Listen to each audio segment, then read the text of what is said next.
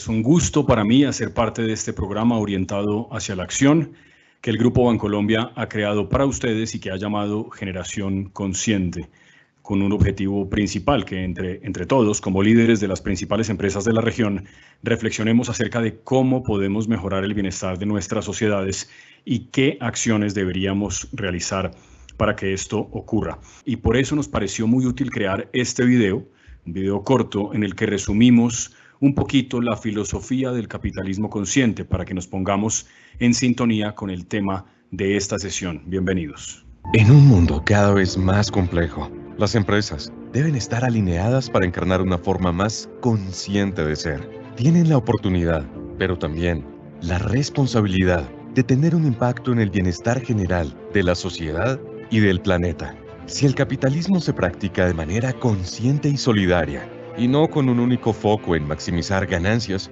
las empresas pueden ser parte de la solución a muchos de los problemas que tenemos en nuestra sociedad. Por eso, el capitalismo consciente es imperativo. No podemos resolver estos problemas a menos que elevemos las prácticas empresariales hacia una forma de pensar que impulsa a las empresas a tener propósitos superiores, que alinean e integran los intereses de todos sus stakeholders. Pilares del capitalismo consciente. Propósito superior. Todas las empresas deberían identificar una razón de existir en el mundo que va más allá de hacer dinero. Encontrar un significado y un propósito superior inspira y conecta a todos los stakeholders a crear un impacto positivo en la sociedad a través de sus negocios.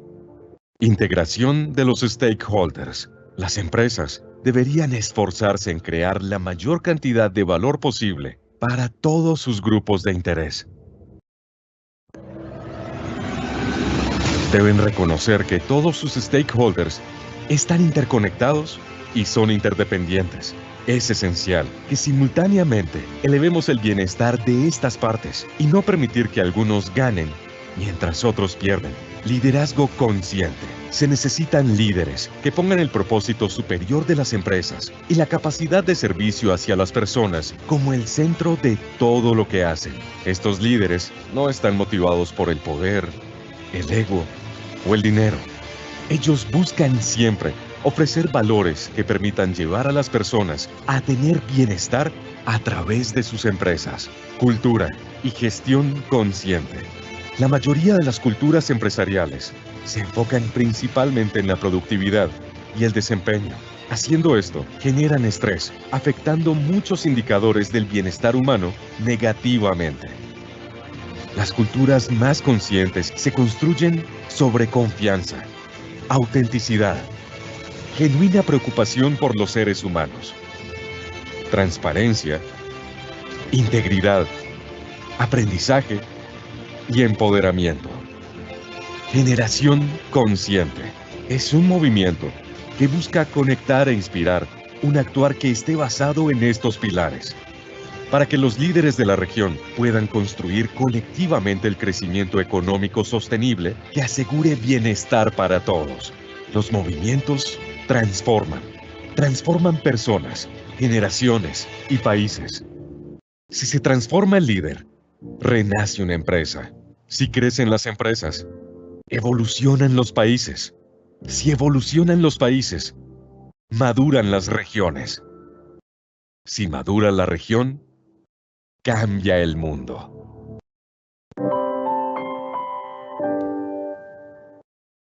Entremos en materia. Cuando John Mackey, el CEO de Whole Foods Market, y Raj Sisodia, autor de numerosos libros sobre empresas, sentaron las bases de este movimiento del capitalismo consciente, no podían saber que estaban creando una de las más grandes tendencias actuales en el mundo de los negocios, que se ha popularizado y difundido por todo el mundo gracias a personas como nuestra invitada. Tara Jenkins hizo parte del primer grupo de consultores certificados en capitalismo consciente.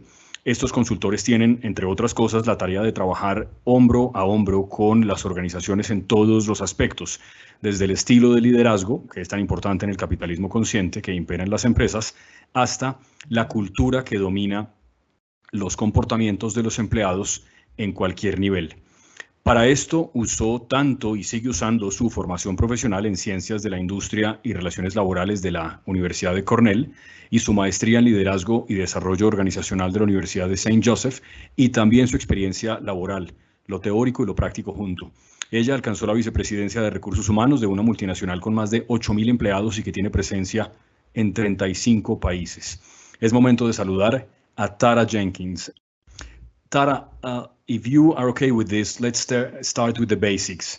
What was wrong with capitalism that we needed to transform it? A great question to start with. What I would say is that nothing was wrong with capitalism that we needed to transform it necessarily. It was the way that we all collectively have executed capitalism that is the area to address. Mm-hmm. So capitalism has brought more people out of poverty as an economic system than any other economic system that we've used in the history of the world as we know it.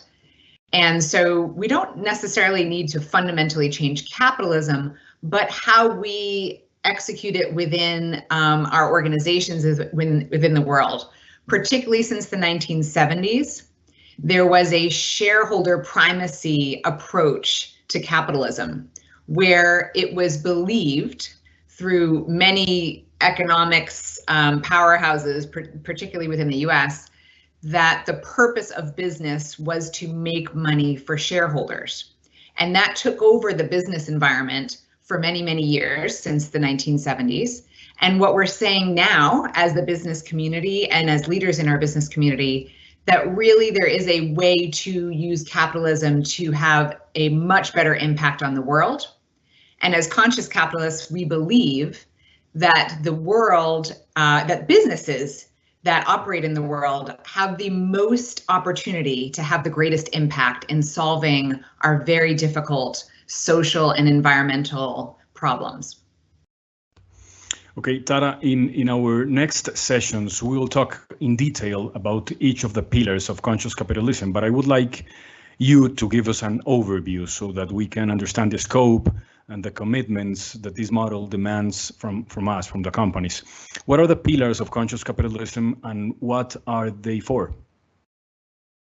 Great. Well, if we could get to the first slide as a visual, the pillars of conscious capitalism, and you might see them termed also as tenets of conscious capitalism, are purpose, so having a higher purpose in the world, a purpose that solves a worthy problem, and we'll talk a little bit more about that. They're having a conscious culture, having conscious leadership, and a stakeholder integration orientation. So there's 4 pillars or tenets that all intersect or interweave together to create a conscious company or a conscious business. And in conscious capitalism, we practice certain paradigms, certain philosophies within each of those pillars in order to become conscious capitalism companies. Okay, Tara, what is the difference? We will talk about each of these pillars ahead in our conversation, but what is the difference between the conscious capitalism we want to implement now and the lifelong charitable actions with which companies use to feed their social balance sheet, which they do for, I don't know, for many years? What is the difference between those two? Yeah, the difference between those two is a really important question because it's often confused. So companies often have been doing work to give back into organizations. So the work that they might be doing is to give back to certain charitable organizations or may have foundations. And what we really want to think about in that scenario is that those companies, they should keep doing that work, certainly, but that is helping. And what we're trying to do as conscious capitalists is we're trying to solve worthy problems in the world. And so the charitable piece that most organizations are doing is usually a separate initiative, a separate department. You can think about in maybe some of the organizations of the people in the audience, they might have a charitable giving initiative. And that charitable giving initiative is separate from the business strategy of the company. It's separate from the day-to-day decision making of the company. And what we talk about in conscious capitalism is we're expanding the definition of success in business, and our business decisions are tightly linked to the fulfillment of our higher purpose, and that higher purpose solves a worthy problem in the world. So it's much more integrated. How we give to the community is integrated into our business strategy, which is linked to our higher purpose, rather than a separate department or initiative that's giving back to the community to help with addressing community or environmental issues. Yeah, so companies need to keep up with that, but it's not enough. Right, we're talking about the next level of that, and it's really important, as you point that out, that this is all part of being on a journey. In conscious capitalism, we talk about you're always on the journey. So you're always having an opportunity to deepen and expand your commitment to conscious capitalism. So companies are at all different places in this journey, sometimes starting quite at the beginning, sometimes already having a charitable contributions funding or strategy. And then the next step, to your point, Jorge, is to really think about, well, how does what we do get implemented more closely into the business strategy, and how do we solve a worthy problem in the world and expand our higher purpose? Okay, and this that I think has to do with change. From your experience, do you think it is possible to change? Can companies that have done things the same way all their lives transform themselves if they set their minds to it? If you could think of an example, it would be very helpful. Yes, thrilled to give you an example. I work with companies all the time that are doing this, because most CEOs were taught around the traditional principles of what a business is here to do that I mentioned before, that come from generally the 1970s economics in academia. So they're taught that the company is in place to provide profit or earn income for the shareholders. So under that definition of success, which is a fairly narrow definition of success in our mind in conscious capitalism, then CEOs make particular decisions to become successful under that narrow definition. It's about the finances.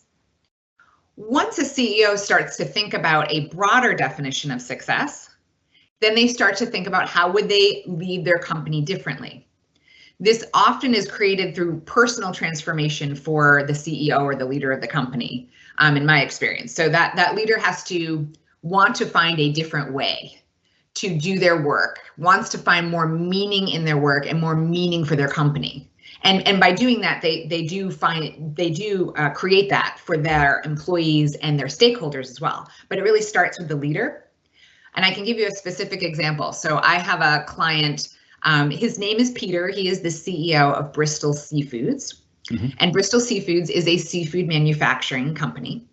Peter is a traditionally trained MBA graduate, highly intelligent, highly successful, and worked on Wall Street in New York for a number of years. Numbers guy, finance guy. He loves all of it. And can do it in his sleep, like it's his thing. So he was managing his company according to the definition of success that he was taught and he had learned and been rewarded for, which is financial success. He called me up one day and said, I've tried everything that I know in my playbook, and I can't fix this problem. We can't keep our employees. We can't find employees and we can't keep them. And so when we started to practice the pillars of conscious capitalism, when we engaged with each other and started to practice that, I just received an email from him yesterday, in fact, saying that they've had the highest revenue year they have ever had.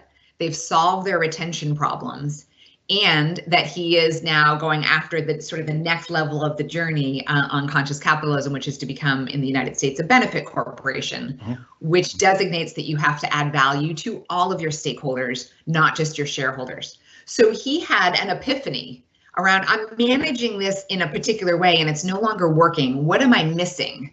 And then really grabbed on to thinking about more holistically the definition of success in business, and then has applied that through his own personal transformation, transformed his team, and then has seen amazing results, both revenue-wise as well as overall success of the business.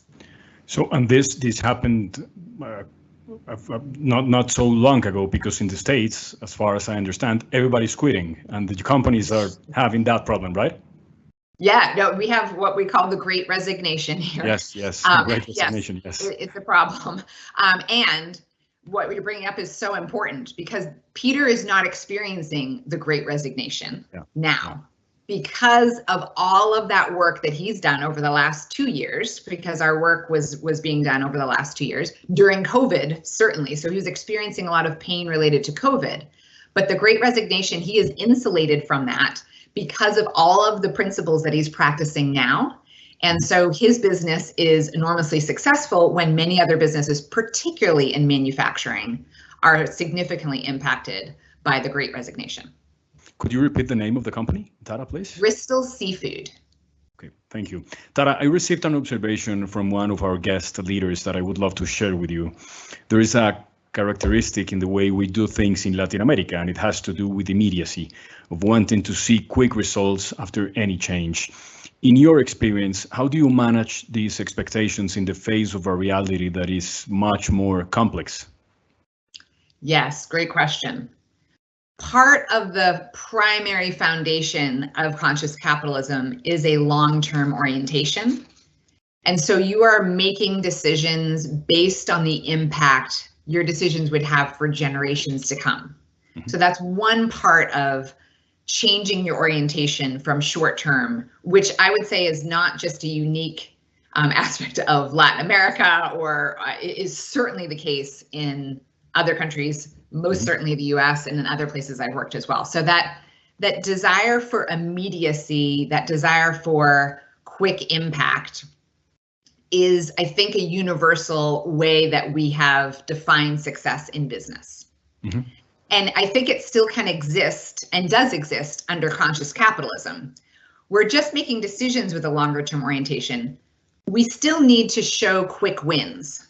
We still need to show that we're making progress, because people need to feel that what they're doing is having an impact.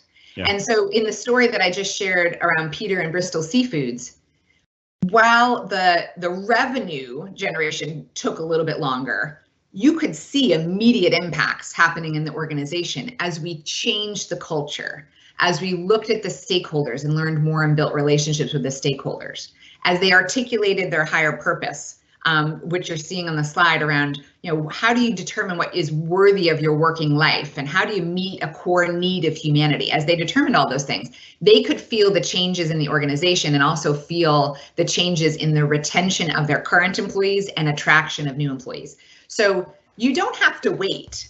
Some of the things are longer term for sure, but you don't have to wait to see the impacts as you're practicing conscious capitalism. What also happens immediately for the leader, in my experience, is that the leader is feeling so much better about how they are running the organization.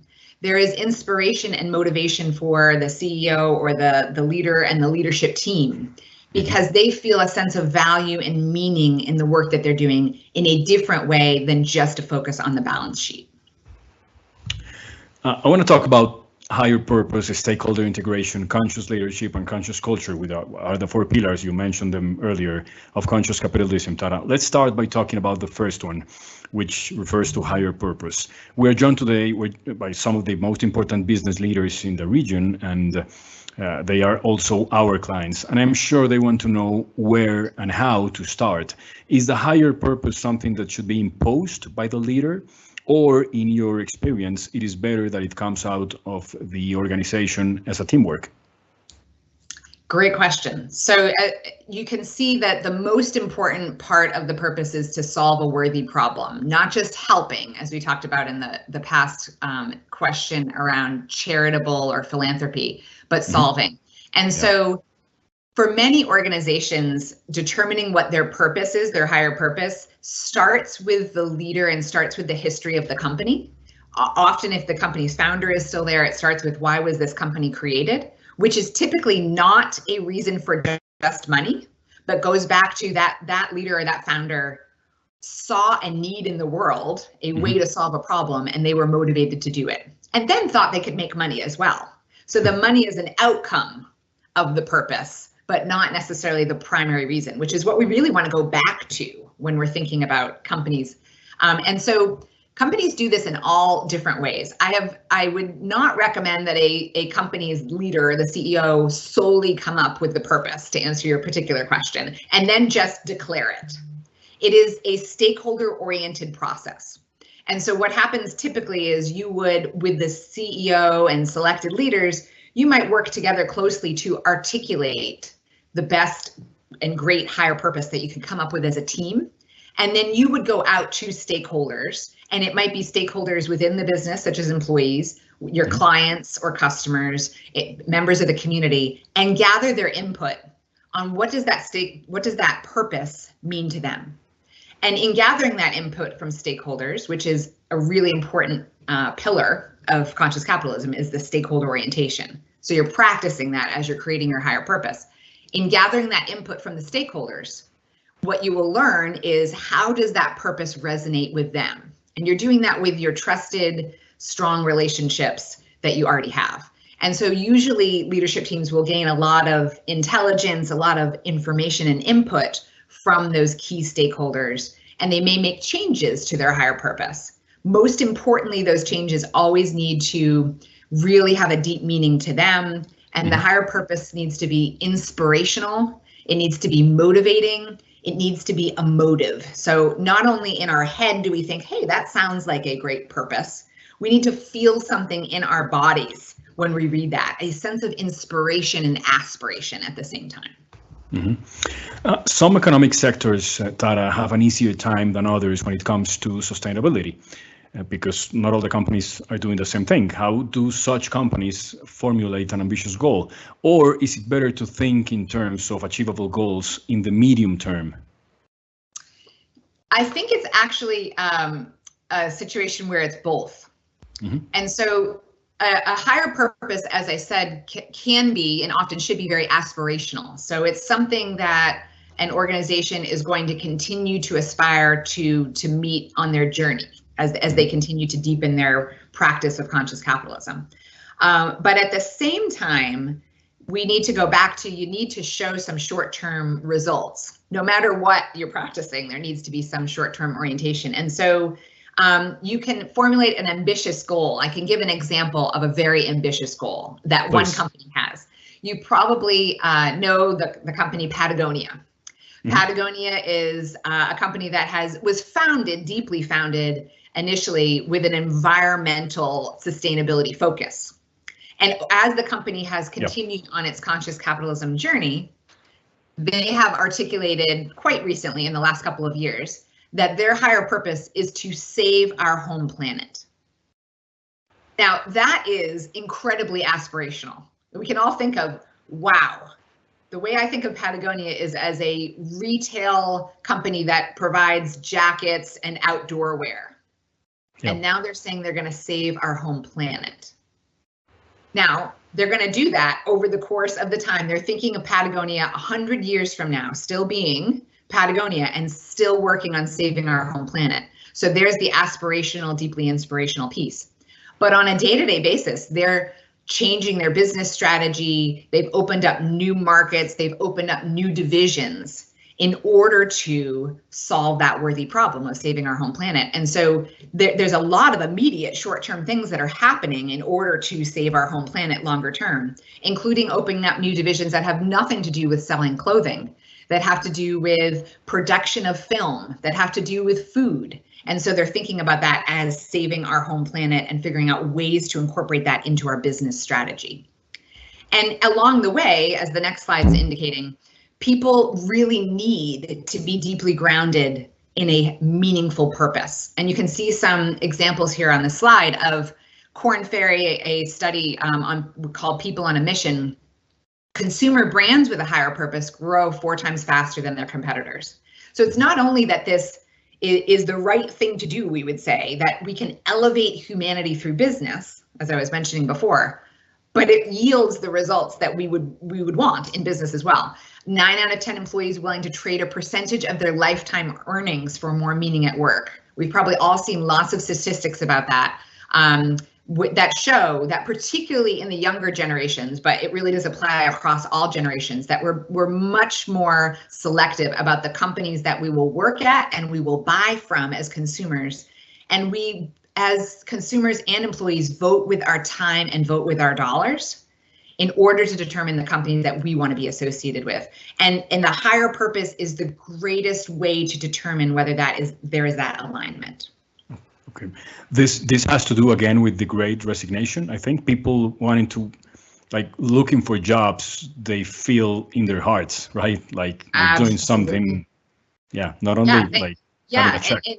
In many places in the world, and particularly in the United States, it is an employee market. So they have all the leverage at this point. And going back to Peter, the reason why he's successful is he figured out before the Great Resignation began that he needed to articulate a higher purpose, create a conscious culture, create conscious leadership. And so he has all the ingredients so that when employees are saying, I need meaning and purpose in my work, and I demand it, like, I'm not going to work at a place that doesn't have that, then he is already set up to do that. If employers are trying to do that now, it's still obviously, of course, possible, but they're going to be scrambling to catch up. Yeah. Tara, how public should a company's higher purpose be? I mean, is it better to keep it private so the employees are the ones to keep an eye on achieving it, or what do you recommend? Yeah, that's a really important consideration. The first thing I would say is that the purpose should be deeply personal to the company. Mm-hmm. And so what ends up happening when I'm working with companies to discover, we call it discovering the higher purpose, because the purpose already exists within the company and we're just trying to discover what it is through the leaders and through the stakeholders. But when I'm working with them, what I really focus on is not having them think about how this will be perceived externally.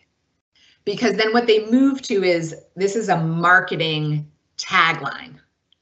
And we know marketing taglines. So what they're really trying to work on is internally, what is most important to us in terms of solving the worthy problem. And so when they have determined that for themselves, they've really focused internally. What very often is necessary is to share that with the world. Mm-hmm. But what I find is that clients can't necessarily think about sharing it with the world and thinking about making it really deeply personal to them simultaneously. So we only do that in stages. Figure out what's most meaningful to you, and then we'll determine later who it gets shared with. And often it makes sense to share it with the world, because when your higher purpose is meaningful to others, to other stakeholders, such as your potential employees or your customers or your suppliers, which would be examples of different stakeholders, then they're more likely to be called to you and you can develop meaningful relationships. So if you're keeping your purpose only within the organization, the power of it is a little bit more limited in terms of the stakeholder orientation piece of conscious capitalism that we'll talk about. But you want to make sure that you are creating the purpose for yourself, not for the purpose of marketing or selling anything about your company. It needs to be deeply authentic and meaningful to the leaders and the employees within the company.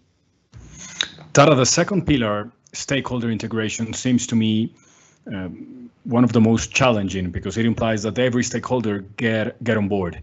In your experience, what techniques should be used to make this integration of stakeholders around a purpose a reality? Yeah, well, you see on this slide, in 2019, the Business Roundtable, which is the largest lobbying group in the United States for business, it includes all of the sort of household names of companies that we would probably all know about, and many that do work in Latin America, came out for the first time with this statement that you see on the slide, that the purpose of business is to create value for stakeholders. In the past, it had always said the purpose of business is to create value for shareholders. Mm-hmm. And so this was a really important sort of seminal event in the conscious business movement, that the Business Roundtable would come out and say that this was the purpose of business. And you're right, Jorge, that it is a challenge, and I would agree, one of the more challenging aspects or pillars of conscious capitalism is stakeholder orientation, because of the mindset that we often bring into business and in general life, which is a trade-off mindset. So we often think about, in traditional business, we think about we're trading off value between employees and customers. So if you give employees raises, that means your customers need to have an increase in prices. Or if you decrease the cost to your supplier, it means you need to increase the price to your consumers or your clients. So we think of it as between your stakeholders, you are always trading off because the pie is finite. And here's a great example of the stakeholders. So in conscious capitalism, we talk about 6 different stakeholders that you see on the slide: employees, customers, suppliers, investors, your society or your community, and the environment or the earth. That doesn't mean that those are the only stakeholders you have in the business, but we believe those are the primary that every business should be entertaining. And often, because of the trade-off mentality that we come to solving problems around, we say, to solve this problem, someone has to win and someone has to lose of these stakeholders. And that's how we approach it traditionally in business. What we say in conscious capitalism, oh, sorry, go ahead. Jorge. No, please go ahead. Finish the idea.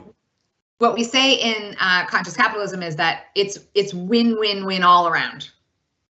And that creates a different type of relationship, but it also creates, it's challenging because we are so set in this trade-off mindset, in a scarcity mindset, and a finite pie mindset. When you start to change your mindset as a company to abundance, to that we have to come up with collaborative solutions, innovative solutions where all of the stakeholders receive value, it changes the conversations that you're having and it changes the solutions that you come up with. And you're coming up with those solutions in combination with the deep relationships that you've built with the stakeholders. So it is absolutely important with those stakeholders to get them on sort of the purpose, understanding of your purpose, and then that will you'll all be aligned to be completing the same goal together.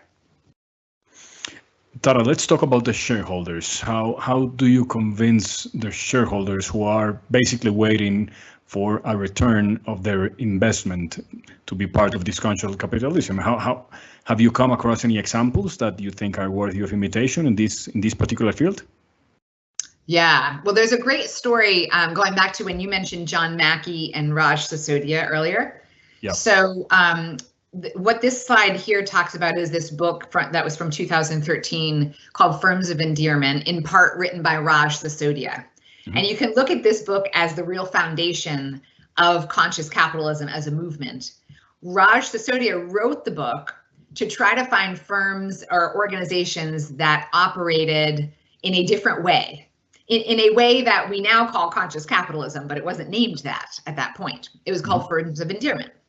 And Whole Foods just happened to be one of the firms of endearment that he was analyzing and learning about in terms of their culture and their leadership and kind of what he was trying to get.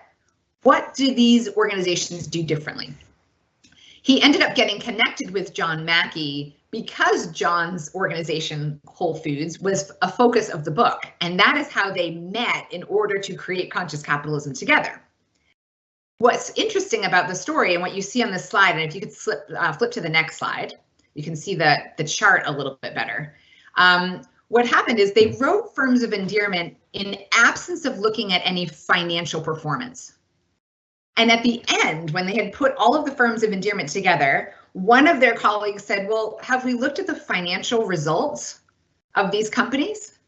And they said, well, no, that kind of wasn't our focus, but yeah, let's take a look.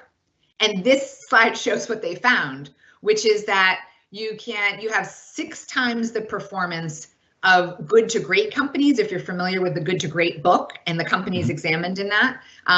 Good to great companies, 6 times better performance financially. And then for the S&P 500, 14 times better performance, outperforming the S&P 500. They were really surprised that was, in addition to talking about all these wonderful attributes of working at these organizations, the financial returns far exceeded even good to great companies. And so it was the beginning of understanding the power of conscious capitalism in all respects, including financial.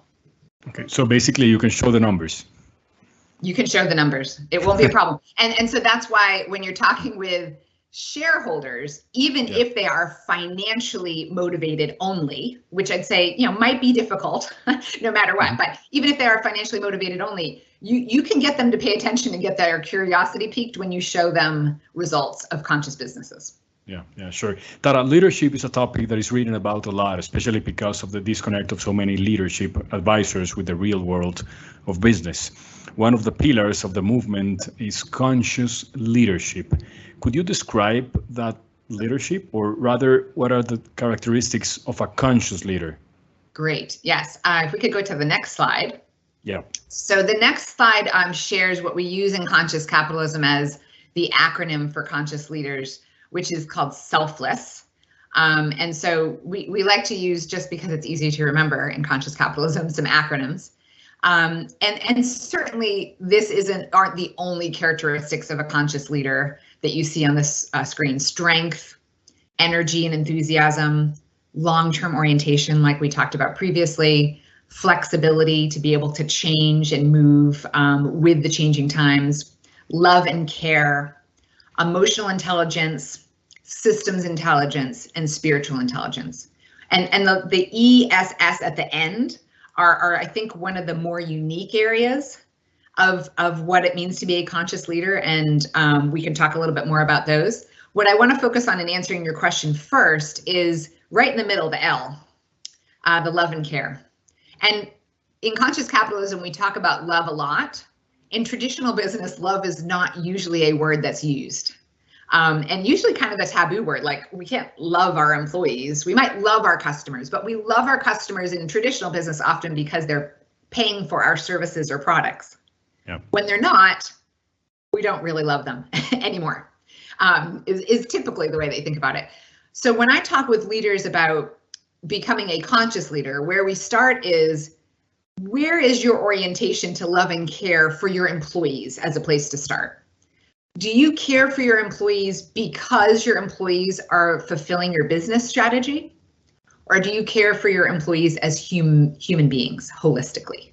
Mm-hmm. And if you can get yourself, if you don't already, care for them as human beings holistically, if you can see that would deepen your relationships with them and fulfill and enrich your life as a leader, then that's the place to start. It's like, really, how do I deeply love and care for my employees as a place to start, and think about loving and caring for my stakeholders overall. And that would be the beginning of conscious leadership. That's the beginning of that personal transformation piece. The other pieces that we're talking about here are particularly on the left side of the L on your slide, are more traditional things that we would think about with leadership. Having strength of your convictions and being clear about the direction, having energy and ready to get up every day. That long-term orientation, because that's unique to how we think about the generational impact of conscious capitalism companies. And that flexibility, we know we all need to have those in a very rapidly changing world. If we focus more on the LESS, those are unique attributes that if a leader is not continually developing love and care, emotional intelligence, systems intelligence, and spiritual intelligence, what that does is create a cap in the organization to which no one else can go past, because you've capped what your leadership capacity is. And so what we talk about with CEOs that are leading in conscious capitalism businesses is emotional, spiritual, and systems intelligence are things that they need to continuously be working on to grow and transform themselves personally in order to grow and transform their organization. Yeah, you mentioned a couple of concepts that I would like to talk about a little bit more. Emotional intelligence, which is, there's a lot of reading about that, and also spiritual intelligence. What is that? How could you define that? Yeah. Emotional intelligence is really well researched, and thankfully there's lots of really cool information about it if people are curious. But in essence, it's really deep self-awareness, and it's also empathy, the combination of those two. So when you're talking about emotional intelligence, you're thinking about, you're very in tune with who you are, what makes you tick, what things are difficult for you, what things are easy for you. You know yourself and you're comfortable in your own skin. And then you also, with that knowledge, can understand what it's like to walk in others' shoes and apply that knowledge and that deeper understanding in the way that you interact and relate with others, so that you build stronger relationships and communication. And then on the spiritual side, what it's really about is spiritually, you're in tune with your deeper values and your connection to the world and what's meaningful to you. And you translate that into the relationships that you build with people. So that might be ongoing practices that you have to take care of yourself from a self-care perspective. Or it may be, it doesn't necessarily translate to religion, but it's thinking about how do you think about your impact beyond you, and how do you serve your soul more deeply about what you need as a being rather than just a human or a worker. And so it's really taking care of yourself in a much deeper way and recognizing your connection to the universe in whatever way you would define it.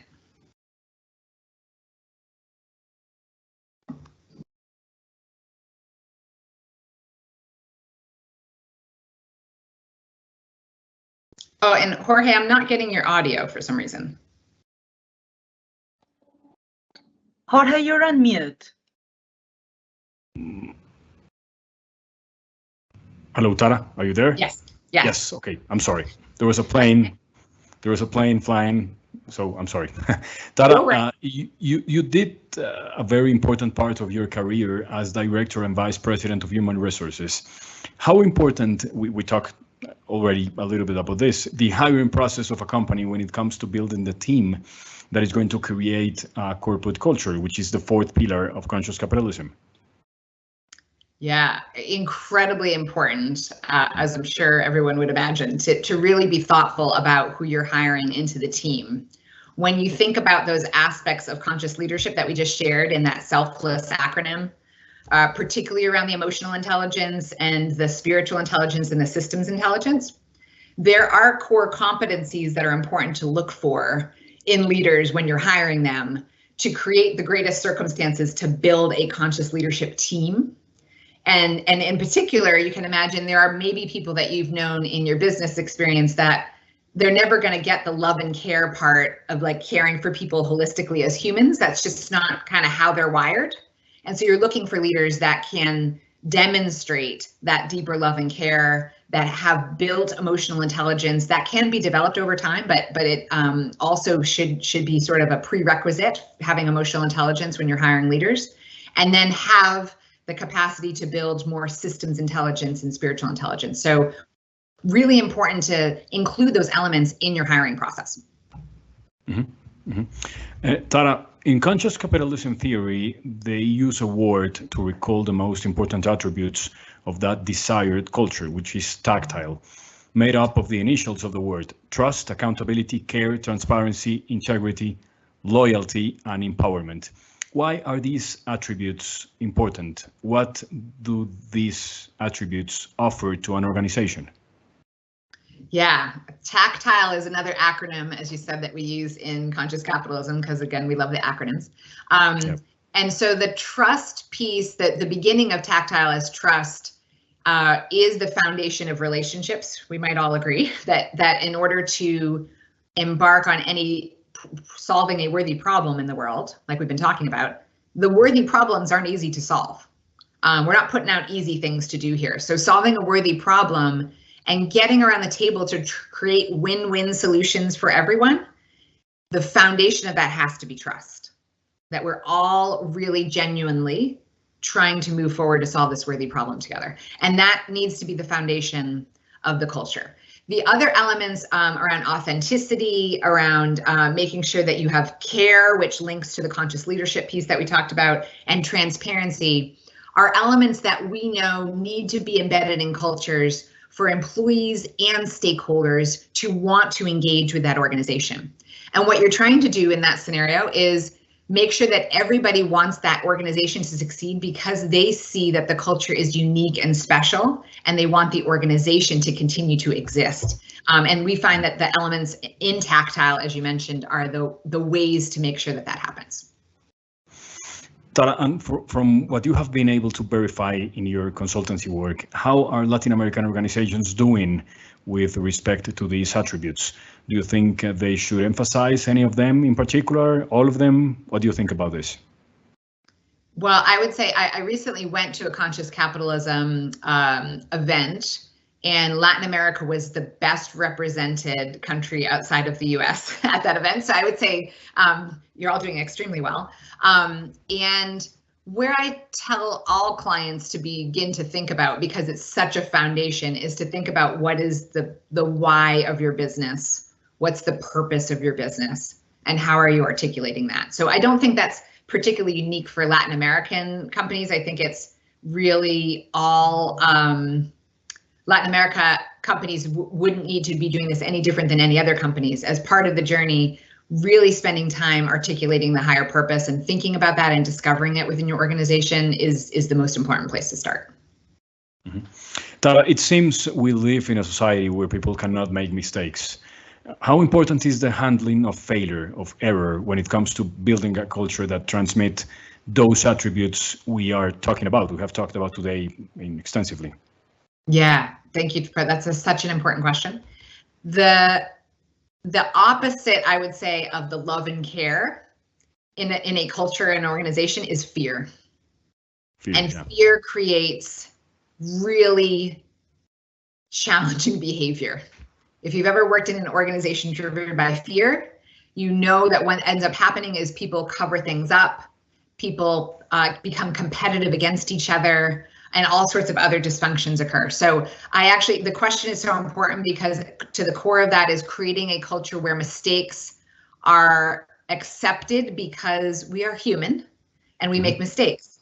So when people make mistakes, they need to feel still love and care for within the organization. It doesn't mean we should be making the same mistake over and over again because that's not good business practice. But it means that we should be learning from our mistakes and allowing people to be human. And if we don't do that, then we will get an organization filled with fear, and we will also stymie or stifle innovation considerably, because innovation can only come through making mistakes. Creativity can only come through making mistakes, and innovation and creativity are what most organizations are after.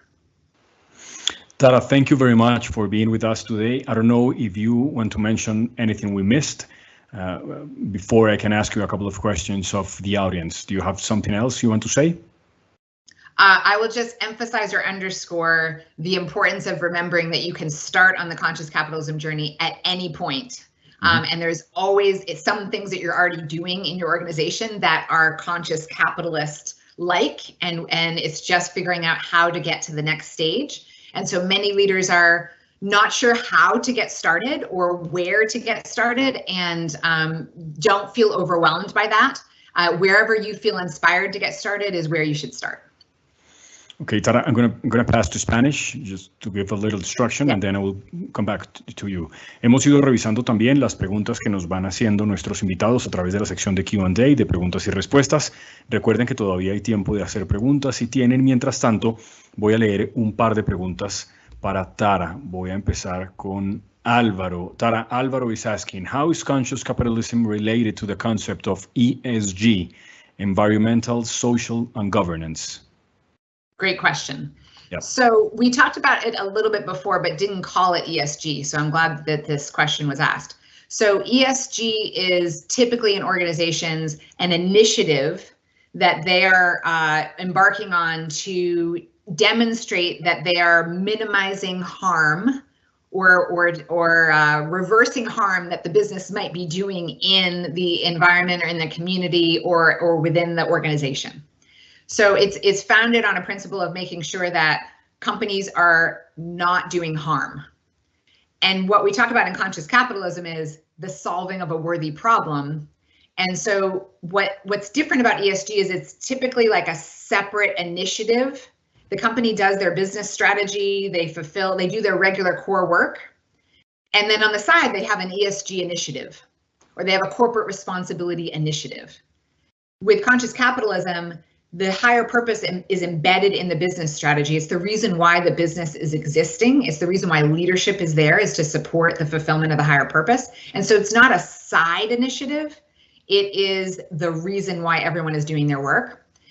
And so ESG initiatives or corporate social responsibility is another part of the journey, the way that we think of another part of the journey, like an organization might be doing that now. And then the next piece is to ask yourselves, how do we actually embed environmental, social, and governance decisions into our day-to-day decision making and into our business strategy would be the next evolution of that. Okay, I have another one from Liliana. How can we support and orient a CEO to change a traditional point of view of success to a much broader one? Yeah, that was such an important question, and very personalized to that CEO. So I would say first starting with thinking about what truly motivates the CEO and how they are currently rewarded. So they may be currently rewarded based on financial results. And so it's starting with thinking about how can we reward them based on different results or more broad results or holistic results, which often we don't have as employees or consumers that much control over. But if we think about the hierarchy, the positional hierarchy or the power structure of the organization, it may be starting with influencing the board of directors. It may be starting with influencing other members of the leadership team, or it may be starting with trying to influence the CEO. If it's a traditionally minded CEO that thinks about business very specifically as financial returns, it often can be quite compelling to show them the financial results that we have highlighted here in this session, to say there's a little bit more that you should be exploring or that you might be interested in, because you can actually increase your financial returns and improve your financial results if we put this system, these pillars, and have them be working together. And that argument can often, or that discussion can often be quite compelling to gain some more curiosity from a CEO that is more traditionally minded about the definition of success in business. Mm-hmm. And I have a last one. Tara, thank you so much for your time. This is from Catalina Gomez. This is the question: how to apply conscious capitalism in a hostile economy like the Colombian one? She says that customers and providers also want to keep everything. Yeah, so it is going back to that mindset shift. That's such an important question too. People want to keep everything because they perceive scarcity and maybe have directly experienced scarcity. And so a part of it is thinking about for yourself in the mindset that your organization is translating to stakeholders or any of your stakeholders, could be suppliers or customers or employees. Do you have a fundamental belief around scarcity and trade-off? Mm-hmm. Because if you do, then you are translating that in your policies and practices and the way that you are approaching your relationships with your stakeholders. So what we talk about in conscious capitalism, and it starts, we need to do our own inventory, whether it be personally ourselves or within our organizations, about what do we believe and what are we portraying or exemplifying with our stakeholders. So that's where I would start, is to think about where are your policies and practices creating a culture of scarcity or trade-off, and where can you change that within your system to show people a different way. And I think many would be surprised that when you show people a different way, they really want that way. They want to create a culture of abundance. They want to work with you to come up with win-win solutions. Like, that's more natural to us, to our design as humans. And we've created this artificial architecture around scarcity and trade-off as a result of how we were taught to do business. Tara, thank you so much for joining us this hour from Portland, Maine. Have a good day. It's been a pleasure talking to you. If you want to say something else, the microphone is yours. Thank you. I just want to thank you so much, Jorge, for the great questions and the time together, and for everyone in the audience for wanting to learn more about conscious capitalism. And if there is ever anything I can do to help you in any way to learn more, I'm more than happy to have a reach out to do that. Tara, I have a last one. Sure, of course. Is it okay with you? Oh, yeah. It's Tomas. How to ensure the general ESG investing environment does in fact bring about real change, rather than companies just ticking boxes on a checklist to keep up with the latest investment fact? Oh, yeah, that is such a good question. I'm glad you included it, Jorge. We do have a bit of an epidemic around that. We would call it purpose washing or greenwashing. Companies approaching this more from a marketing perspective rather than an authentic, genuine, it's in their heart that they want to do this work. What's interesting, I think, about that is that most employees, certainly almost all employees and many consumers, are much more savvy than companies give them credit for, and can often really identify when that is a marketing ploy, when purpose is just a marketing tagline, or when sustainability initiative is just for how it looks to the outside world and not a genuine commitment by the organization to do that work. And so one thing I would say is those organizations that are not authentically doing the work around their purpose or sustainability or ESG are usually found out and are usually sort of left behind. The other piece is there is a lot more regulations going into place in many places in the world, but one example is with the Securities and Exchange Commission here in the US that is deepening the requirements around ESG from a reporting perspective. And I would say everyone can contribute to that by asking for their government and their regulatory bodies to actually create audits and checklists and more specific things that company needs to do around ESG in order to create more accountability. Because right now we don't have very much accountability. It's organizations holding themselves accountable, and we know that that only goes so far. And so we do need more accountability from the public and from our regulatory bodies in order to make ESG much more meaningful than it is today.